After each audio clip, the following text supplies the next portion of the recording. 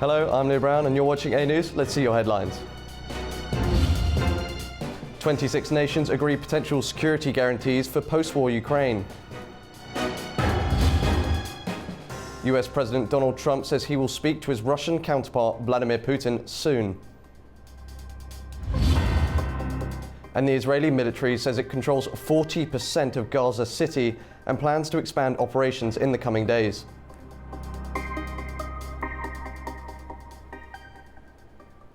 Now, European and Canadian leaders in the so-called Coalition of the Willing have agreed on a framework for future security guarantees for Ukraine once the war ends. French President Emmanuel Macron says the proposal will be shared with Washington before being finalised in the coming days. For more, we head to Paris and our correspondent Ross Cullen. Well, the Coalition of the Willing gathering on Thursday taking place here at the Élysée Palace, the French presidential residence and office here in the centre of the French capital. Volodymyr Zelensky was present, the Ukrainian president, and he was there for that meeting of more than 30 of Ukraine's allies. Also present here in Paris, Steve Witkoff, the US Special Envoy, to try to ensure close coordination between Washington and Ukraine's other Western allies, but it was also a chance for the Europeans to ask Mr. Witkoff if there is any chance of the Trump administration applying extra pressure on Moscow to force Russia to agree to an immediate ceasefire and then to bring Vladimir Putin to attend a proposed and much discussed bilateral summit with Volodymyr Zelensky. Everyone sees that Russia rejects every peace initiative and that Putin has so far not agreed to peace. At a closing news conference on Thursday here, Emmanuel Macron did announce that there were 26 nations ready to deploy troops inside Ukraine the day after a peace agreement is signed to ensure that there are those guarantees for Ukraine. He did say that there will be extra effort put into regenerating and supporting the training of the Ukrainian army as well, so that it's not just able to defend itself, but it's able to also dissuade any future Russian incursion into Ukraine. We have today 26 countries that have formally committed, with several others to clarify their position, but 26 countries committed to deploy as a reassurance force troops in Ukraine or to be present on the ground, at sea, in air, in order to bring this reassurance to the Ukrainian territory and to Ukraine the day after a ceasefire or peace. Ukrainien et à l'Ukraine le jour d'après. But it is also important for the European allies to have that support from the US, to have that participation from Washington in the designing of Ukraine's security architecture going forward. And Emmanuel Macron saying on Thursday that that should be defined properly in the coming days. Les États-Unis d'Amérique ont été très clairs. The United States of America has been very clear, and they were very clear since our meeting in Washington, and they reiterated it here. And this is also why they participated in all the work of recent weeks, on the support and their desire to be part of the security guarantees. So there is no doubt on this topic. After the meeting in the morning of Thursday, there was a call they had with Donald Trump via video link with the US president to be able to update him on what they had discussed and also to agree that there should be an increase in the sanctions imposed on Moscow. We talked to President Trump today. We are grateful for support. We discussed in detail how to create conditions for peace. We have discussed various options. The most important is pressure, economic actions that will force Russia to stop the war. The key to peace is to deprive Russian war machine of money, of resources. We have also raised the question of protecting Ukrainian sky, saving lives. As long as there is no peace, our people's lives are taken away by Russian attacks, Russian rockets, Iranian drones. If there is no movement by the Kremlin towards holding that much discussed bilateral summit, and then after that, Emmanuel Macron is envisaging a possible trilateral summit between President Putin, President Zelensky and President Trump, and then a fourth quadrilateral summit between those three presidents and also European representation to try to ensure that there can be a peace accord agreed for Ukraine. Ross Cullen for A News in Paris. Remaining on the subject, the Kremlin says security guarantees for Ukraine cannot come from foreign military contingents. dismissing the idea of European or US troops providing protection. In remarks published by Russia's RIA news agency, spokesman Dmitry Peskov also stressed that Moscow's negotiation team is already at a high level. His comments come as talks over Ukraine's future security arrangements remain deeply contested, with Russia rejecting Western-led proposals. Staying with the conflict, President Donald Trump said he plans to speak soon with Russia's President Vladimir Putin, adding that their past dialogues have been good. The remarks came after a call with Ukrainian President Volodymyr Zelensky. Speaking at a White House dinner with tech leaders, Trump described the Russia-Ukraine war as, quote, tougher than he expected, but remains determined to help bring this conflict to an end. I will be. We're having a very good dialogue. I settled 7 wars. The one that I thought would be maybe one of the easiest. You know that feeling? You think one thing is going to be easier, turns out to be a little bit tougher. But the one that I thought would be an easier one because of my relationship with President Putin and with Ukraine and everything else, I thought it would be the Russia-Ukraine disaster, where this week 7,014 people were killed. Soldiers, in most cases soldiers, a few from Kiev, relatively few, but mostly soldiers, and they're being killed. Moving to the Middle East, where Israel says it now controls about 40% of Gaza City as it prepares to expand operation in the coming days. Thousands of residents are refusing to leave while international concern continues to mount. Israeli forces are advancing through the outskirts of Gaza City, moving closer to the center. Health officials in Gaza say at least 53 Palestinians were killed on Thursday, most of them in the city. The operation began on 10th of August with Prime Minister Benjamin Netanyahu vowing to defeat Hamas. Looking at international diplomacy, Iranian and British senior security officials held a phone call agreeing to keep exchanging views on reviving negotiations over Tehran's nuclear program. Our correspondent Taraj Shiralilu has more. Iran's Secretary of the Supreme National Security Council, SNSC, Ali Larijani, and the UK National Security Advisor, Jonathan Powell, held a telephone conversation during which they discussed views on resuming the nuclear negotiations to settle the issue of return of the UN nuclear sanctions. According to the Noor News website, which is affiliated to the Council, Larijani and Powell agreed to continue exchanging views on resolving the nuclear dispute through negotiations. The UK, France and Germany are the European parties to the 2015 Iran nuclear deal, JCPOA, and have referred the dispute to the UN Security Council to be discussed at the World Body in September on whether to reinstall Iran's nuclear sanctions blocked under Resolution 2231 for 10 years. Iran's president reappointed Larijani as secretary of the influential security body in August. He first served as SNSC secretary from 2005 to 2007 and was Iran's chief nuclear negotiator with the European powers in his first term.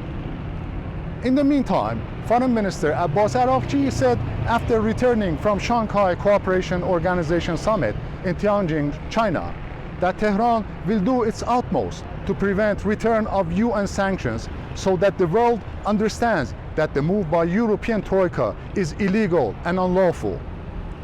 During his visit to Tianjin, Iran, China and Russia, in a joint letter addressed to the UN Secretary General and the President of the Security Council, rejected the call by the European Troika on demanding reimposition of Tehran's nuclear sanctions and termed it void of legal basis. According to Iran's top diplomat, the International Atomic Energy Agency, IAEA, has accepted that developments following bombing of Iran's peaceful nuclear sites under the UN safeguards require a new cooperation framework. In the wake of the US-Israel 12-day war on Iran last June, Tehran suspended its cooperation with the UN nuclear watchdog, demanding a new modality in its relations with the agency. The IFRI has laid the resumption of Iran-IAEA ties as one of its major conditions for the nuclear talks with Tehran. Duraj Shiralilu, reporting for A News TV, Tehran. Afghanistan has been hit once again, this time by a powerful earthquake in Dara-e-Noor. The UNDP says communities there are suffering devastating losses over lives and homes, calling it one of the worst countries, worst overlapping human and natural crises. A 5.4 magnitude earthquake devastated Dara-e-Noor district in southeastern Afghanistan today, the fourth tremor in the area since Sunday, according to the German Research Center for Geosciences. Afghanistan has been hit by a string of quakes since 31st August, leaving more than 2,200 dead, over 3,600 injured, and tens of thousands homeless, leaving behind massive destruction and heavy human and material losses. On top of that, the UN Development Programme has warned that the country is now facing several overlapping crises. Thousands of homes have collapsed, while survivors struggle to find food, shelter and medicine as global aid funds run low droughts worsen the crisis. UNDP will come back here with early recovery, and we will try to restore the normal way of life here as much as it's possible under these circumstances. There's an acute need for new shelters, reconstruction of the buildings. With refugees continuing to return from neighbouring countries, pressure on already scarce resources is growing, leaving many Afghans with little hope as they face the latest disaster. UNDP. We'll be back after a short break where we will discuss the latest on the war in Ukraine. Stay with us.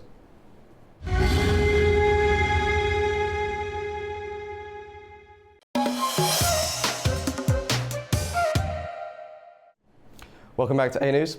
The conflict between Russia and Ukraine has entered a critical phase. Over the past week, Ukraine has targeted and knocked out around 20% of Russia's oil refining capacity, aiming to cut Moscow's energy revenue and squeeze its economy. In response, Russia launched one of its largest air attacks on Kyiv on August 28th, striking with 598 drones and 31 missiles. The attacks destroyed residential buildings, claiming the lives of at least 26 people, including 4 children. Meanwhile, on the battlefield, Russia has redeployed elite troops to the Donetsk region, suggesting preparations for a renewed offensive around Pokrovsk, while Ukrainian forces hold key fortified positions in the east. To help us make sense of these developments, we're joined by Enrique Cosaro, a political analyst based in Madrid, Spain. Enrique, thank you for joining us today.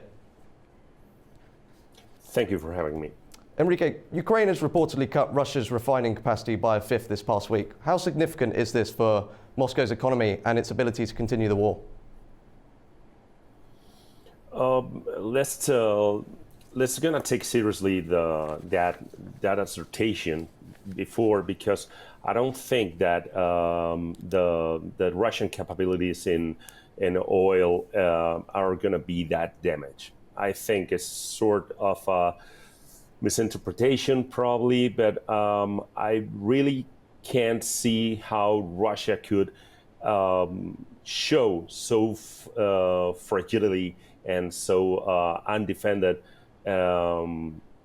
critical area and critical sense in a situation like any Ukrainian drone can attack that oil refineries. But anyway, we know for sure that Russia doesn't only relies on oil.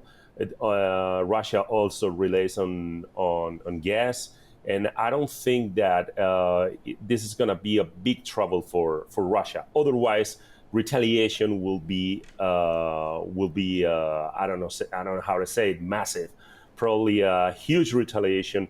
Were already in order from Russia to attack Ukraine. So probably this is we're facing more propaganda that reality. So in this situation, let's gonna see what the next hours are gonna tell us about this attack and its consequences. Some interesting points there, but I want to move back to the front lines of the war. And on August 28th, last week, Russia launched a major air attack on Kyiv using nearly 600 drones and over 30 missiles, where 26 civilians were sadly killed. How do these attacks fit into Russia's broader strategy going forwards? Let's gonna talk about what is really what is going on in this war. We all expected that this war were just a sort of a blitzkrieg or sort of a flash war with only for longing for maybe just 2 weeks, 3 weeks, and all these years that. I mean, it's already 3 years, if I'm not wrong. In all these years, we saw that whatever it was, sort of a sudden attack and a sure victory for Russia, right now we're facing a war of attrition. Stance and situations are moving very, very slowly. The attacks and the bombing is coming from time to time. There is no sort of a continuous, or even you can consider any attempt to conquer more land that already is. We know for sure that in the last days, North Korea confirmed 2,000 of its soldiers died in Ukraine, and with this intensity, which is not, as I said, which is not as a flash war, which is not a sort of sudden attack and sudden battles. In this situation, we are watching how the two countries are just gaining and resting, and there is no only the war is not only on the field. It's also on the propaganda. It's also on the news. It's also on the information. It's also on disinformation. And right now, I think that there is no, from Russia at least, because of course Ukraine is invaded, and Ukraine, as soon as the Russians get out from Ukraine, the better for the country. But I think Russia is playing a game of patience, if you want to see it that way, in which I as Russia, I can attack whatever I want. I just bomb Kyiv as I did in last August 28th, and waiting for someone to say, okay, let's put Putin on a table to negotiate, but with the conditions that Putin wants to have. And that's gonna be only the beginning, because where I see right now, Putin is completely backed by China, as we saw on the beginning of this week, completely backed by China, with so strong, maybe not the strongest, but not weak allies in Europe as Belarus or I forget the name of the country right now, sorry, but with not really weak allies in Europe, and he's waiting for not only to gain the land that he wants from Ukraine, but waiting for a really, really slow recovery of Ukraine, even if Europe, even if the Western world is giving aid. Well, you mentioned earlier there patience. Now, this war has been going on for 3 years now, and Ukraine claims over the weekend that it intercepted 88% of drones and 79% of missiles in the latest attacks.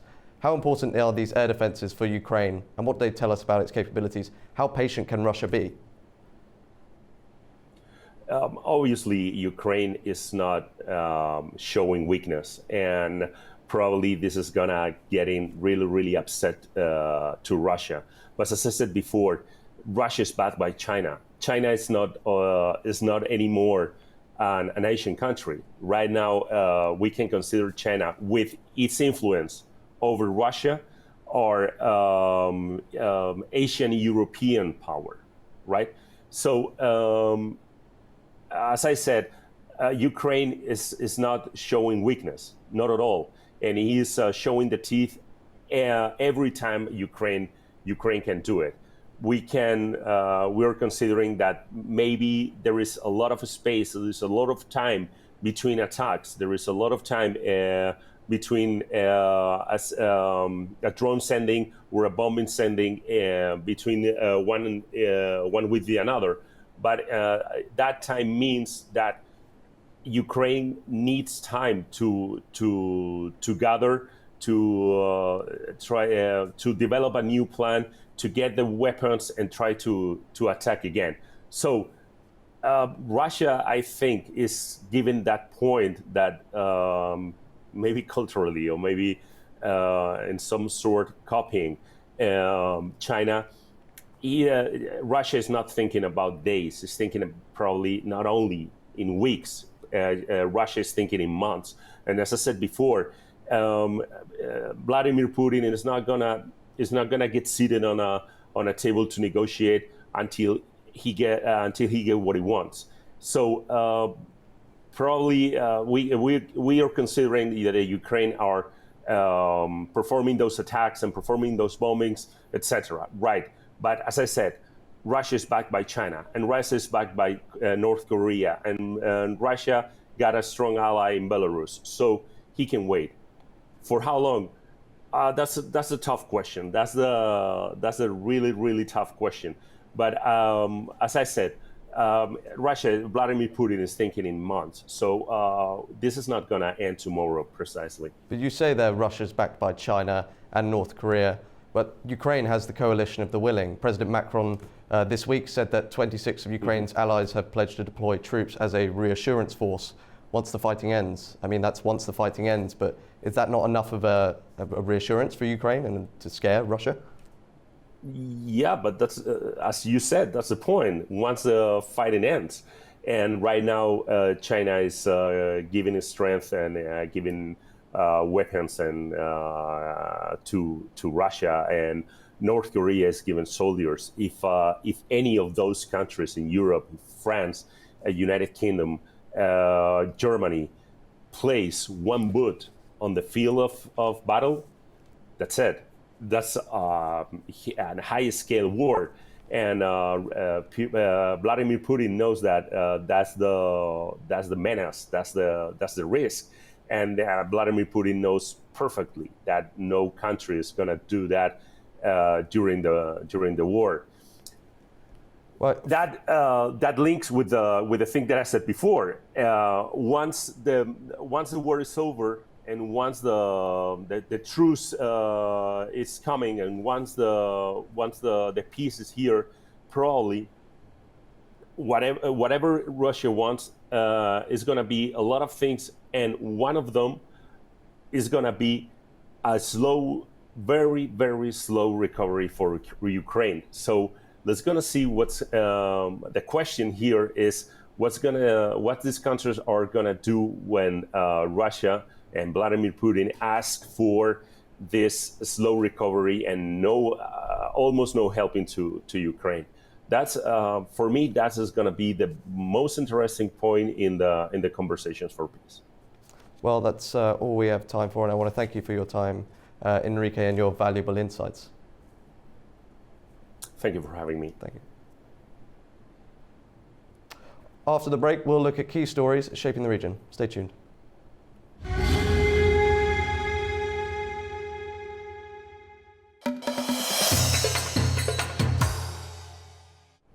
Welcome back to A News. Now we'll take a closer look at the stories shaping the region.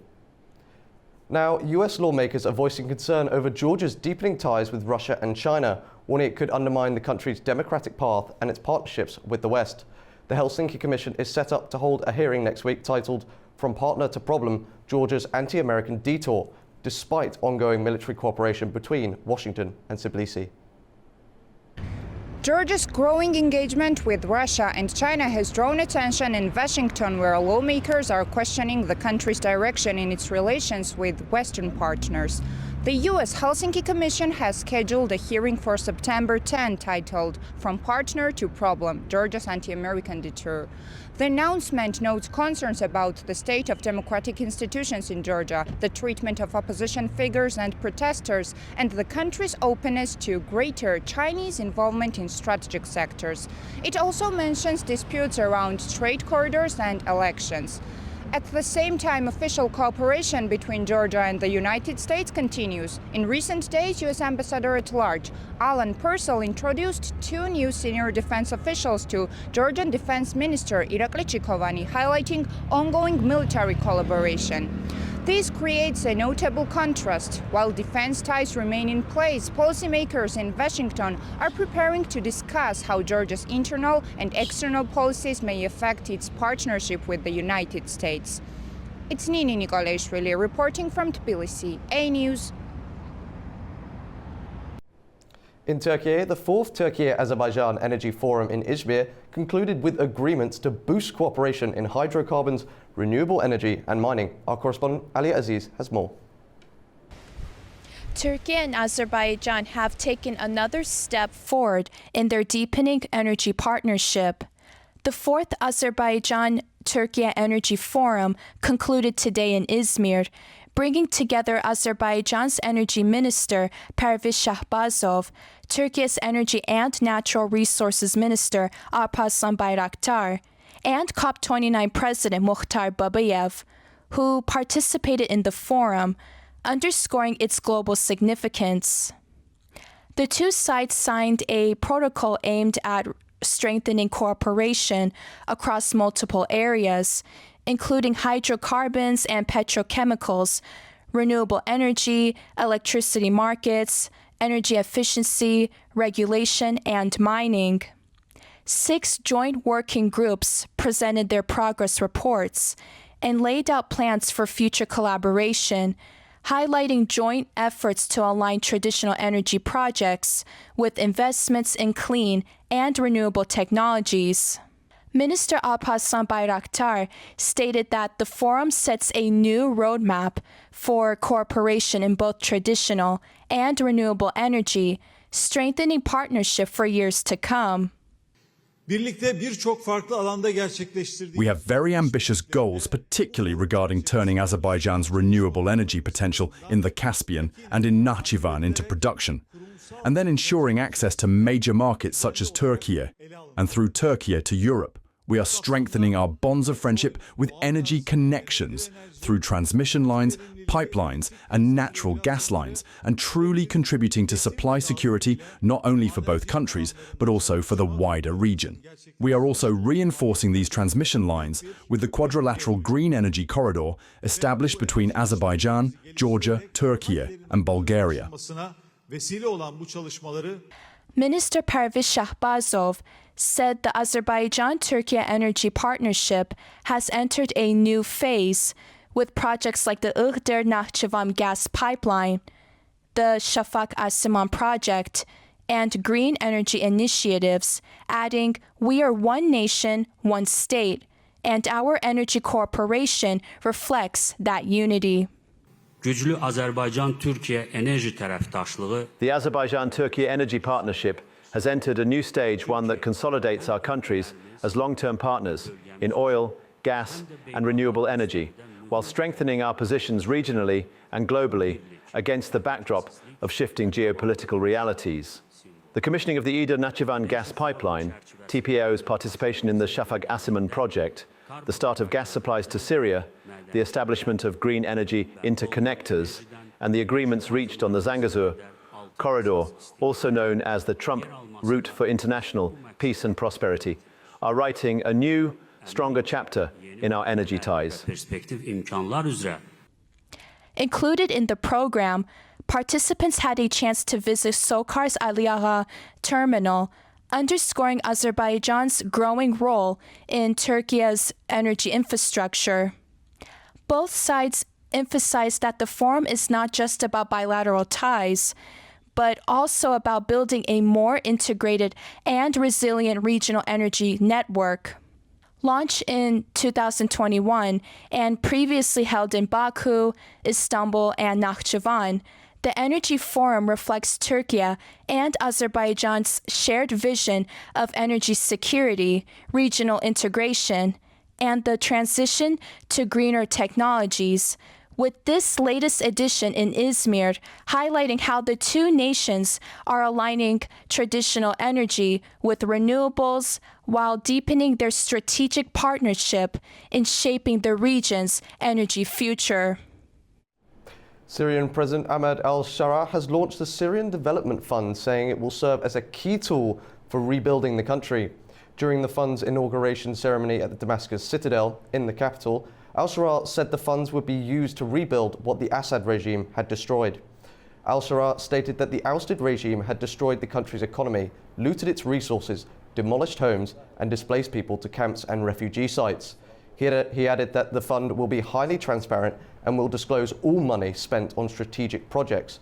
Minutes after the fund's launch, donations surpassed $30 million, according to the local media. Looking to Central Asia now, where Uzbekistan is set to upgrade its transport network in 2 regions with a loan of more than $170 million from the Asian Infrastructure Investment Bank. Our Savij Rajapova has more from Tashkent. The Asian Infrastructure Investment Bank has finalized a loan agreement with the government of Uzbekistan to support the reconstruction of rural roads in the country's western regions. The project covers more than 516 kilometers of roadway in Khoizam and Kyrgyzstan.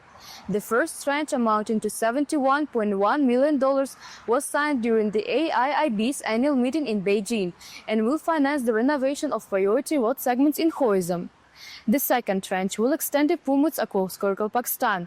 In total, the loan package amounts $173.4 million. Officials note that the phased financing will help Uzbekistan align infrastructure priorities with budget implementation, while also ensuring more inclusive and climate-resilient transport links. In recent years, transport infrastructure development has become one of Uzbekistan's biggest undertakings.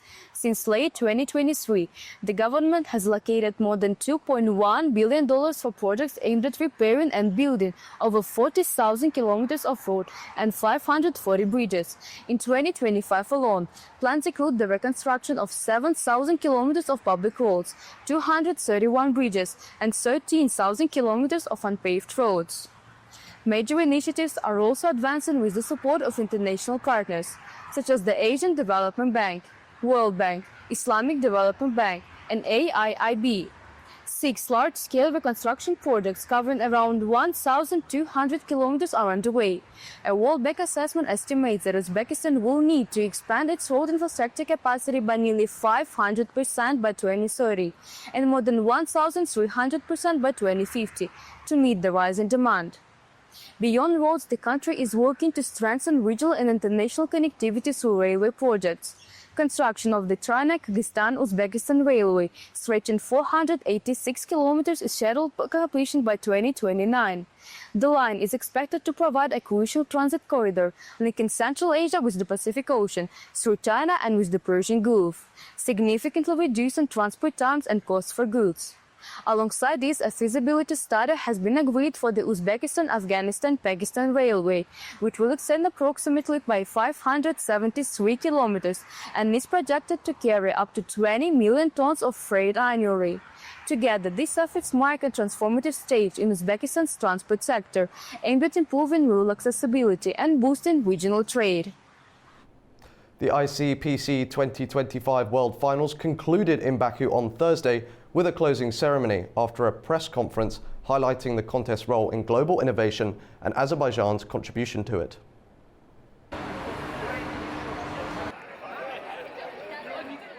ICPC 2025 comes to an end, a journey where the brightest minds from around the world turned code into solutions. Over the past days, teams have competed at the highest level, showcasing innovation, collaboration and problem solving. The 49th edition of the International Collegiate Programming Contest, hosted by ADA University, brought together more than 140 teams from over 50 countries in Baku from 31st August to 5th September.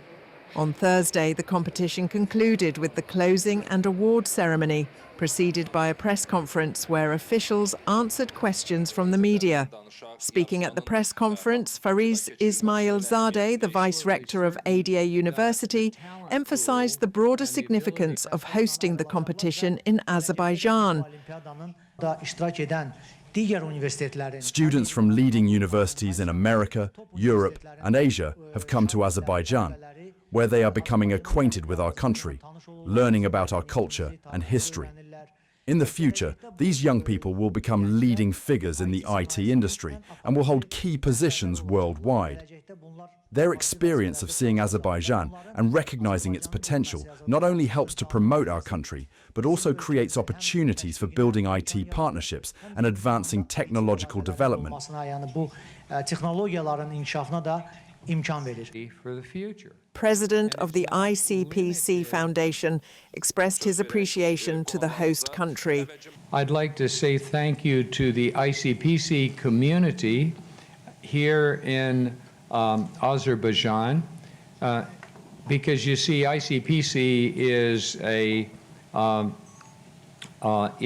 is a global community that's bottom up, and the ICPC community in Azerbaijan effectively created itself with the same passion that others did over 2 decades ago.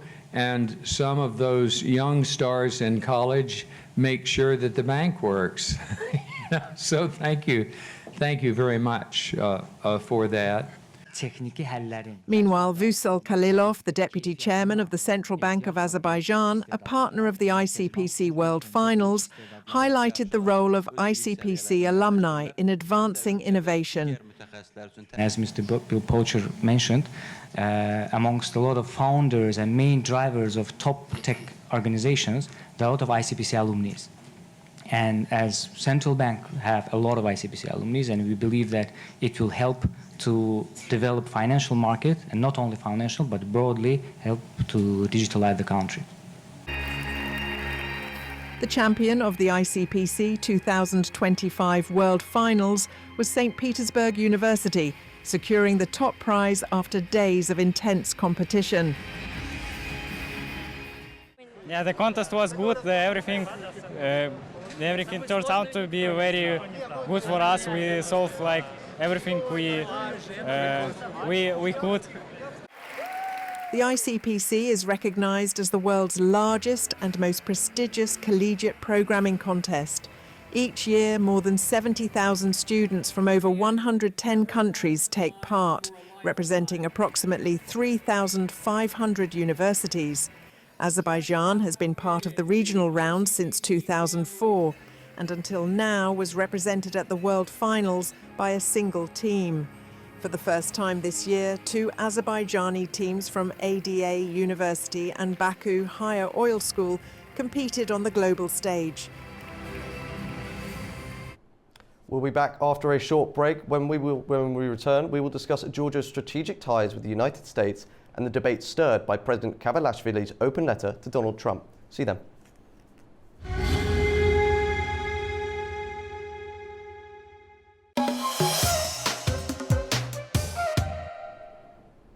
Welcome back to A News.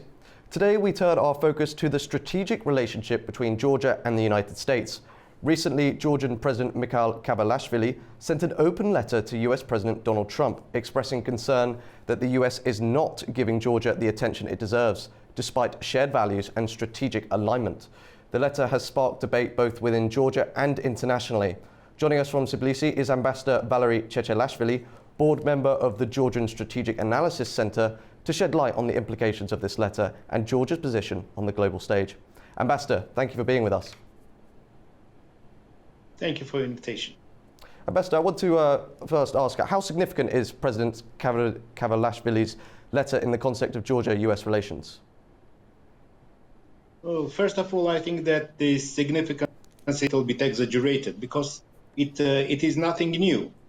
It is just a repetition of narratives which we already have in the letter, again, open letter signed by Mr. Irakli Kobakhidze a couple of months ago.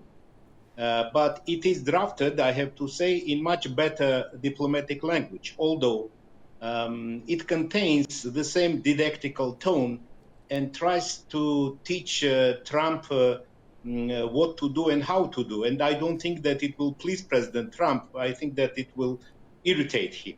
This is conclusion number one. Conclusion number two is that Georgian Dream is worried about the deterioration, further deterioration of US-Georgia relationship. And you mentioned strategic partnership between two states, but it's not the reality anymore. It is seized. This is good that they are worried about and trying to do something about that. Number three conclusion is that they don't have the the right communication channels with the Trump administration, because the open letters, it's something which is not very usual in the diplomatic practice. And number four conclusion is that newly appointed ambassador of Georgia to the United States, who presented 3 months ago credentials to President Trump,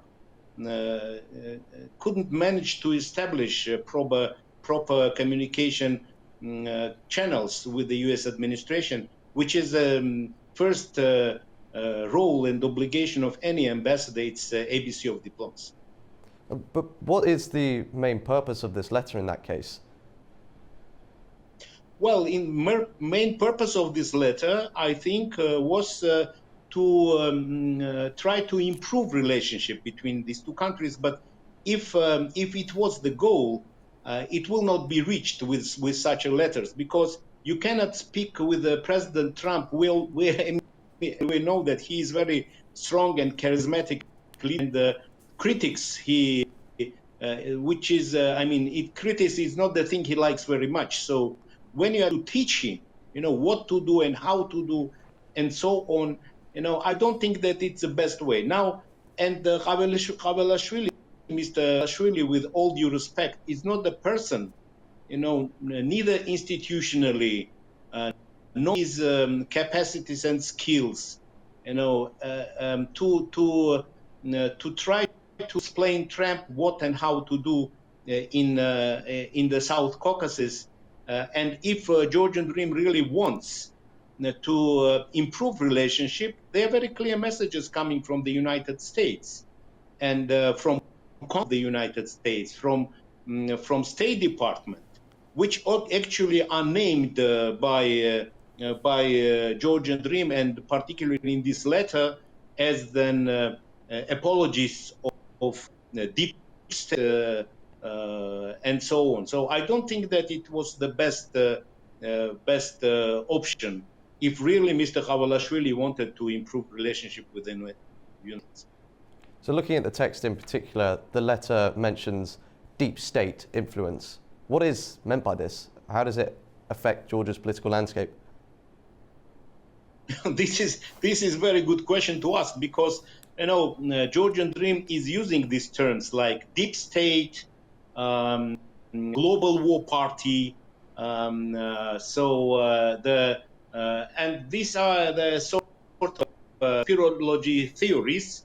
For example, they are saying that institutions in the United States and particularly the European Union are captured with the global war party and state, and until and unless these institutions will not be free from the influence of these some organizations who nobody knows where they exist, how they operate, because it's very difficult to imagine that there is an organization, deep state which globally operates in the European Union, in the United States, and so on. And it's not accidental that nobody actually responds to this type of conspirology theories articulated by Georgian Dream. I think that if really Georgian Dream wants to improve relationship with Washington and Brussels, they have to apply much more pragmatic approach. And this is time for, not for declarations, but for actions.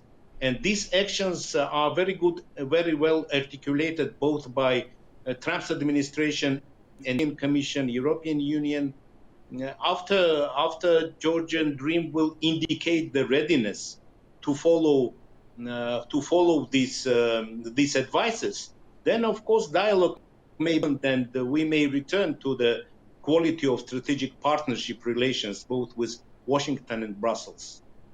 And Georgia significantly wasn't invited to the SCO summit, so it's trying to balance East and West relations now, and this letter puts that on a rocky standing. Do you see a risk of Georgia being sidelined if current trends continue?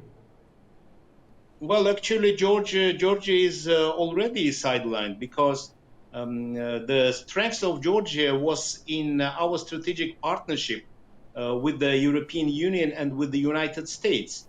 And in the region for decades, we were the most reliable partner for these two global players.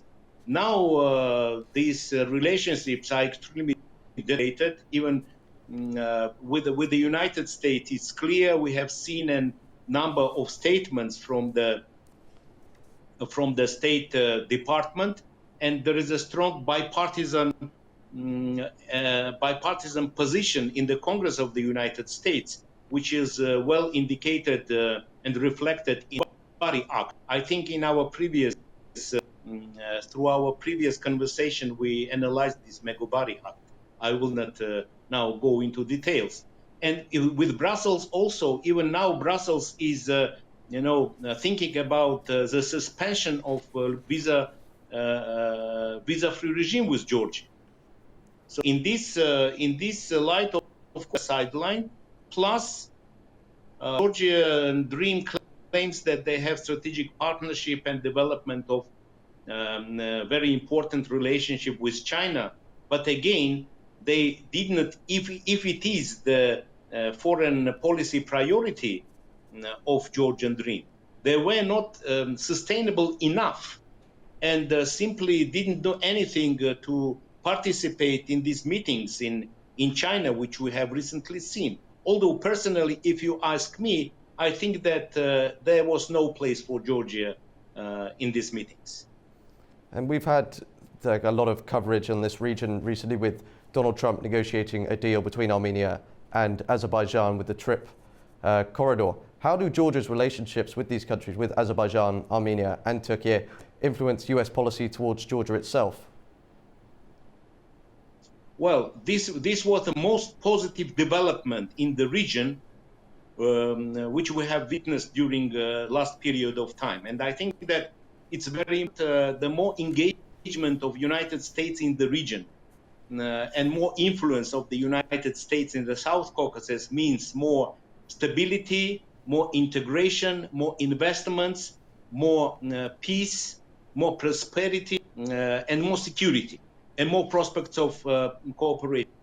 And less engagement and influence of Russia in the region means less conflicts, less contradictions, less conspirology, and so on. So it was very important development. Important documents were signed, declaration by three leaders, which opens the way for the further continuation of the peace process. And now we see the reality of signature of peace and interstate agreement establishment between Armenia and Azerbaijan. At least already there are two very important outcomes. First, Minsk Group is abolished according to declaration which was signed in Washington, 8th of August.